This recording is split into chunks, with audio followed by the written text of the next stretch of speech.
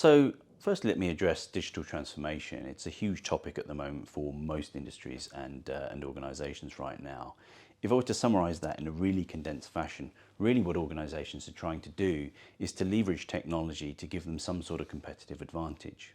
What that typically means is that software is at play in all of those angles, whether it be an organization that has an application that they've launched to the public that they're using or to their consumer, or indeed the applications that businesses run on today just to keep themselves going. You can see how critical applications and software are for businesses.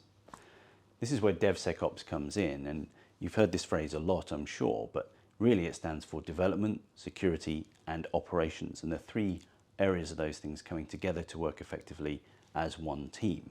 What that means is there becomes a shared responsibility for security in organizations rather than it just sitting within one department. There are, of course, challenges that come with that because it's not as easy as sharing that burden amongst a lot of individuals. And there are terms like shifting left, which basically means bringing the security elements further and earlier into the life cycle. That in itself is a great concept, but indeed can just sometimes shift the burden from one place to another. So sharing that burden is essential in DevSecOps. We've seen with organizations how important it is for that to work effectively, where we've seen vulnerabilities, which are big names like Log4j or Log4Shell. In recent times, it required the three entities coming together to provide the resolution in a timely and effective manner. So the cybersecurity landscape today is such a vast subject, but I'll try and surmise a few points around there from my perspective.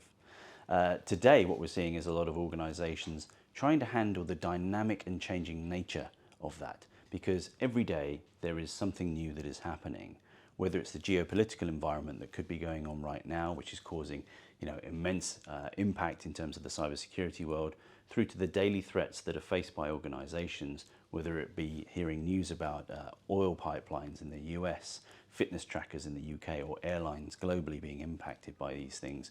You can see how quickly these things are changing daily. Now, one of the key samples I like to give is that if you look at how quickly change is happening now compared to years ago, it took approximately 70 years for the number of credit card users to reach 1 billion.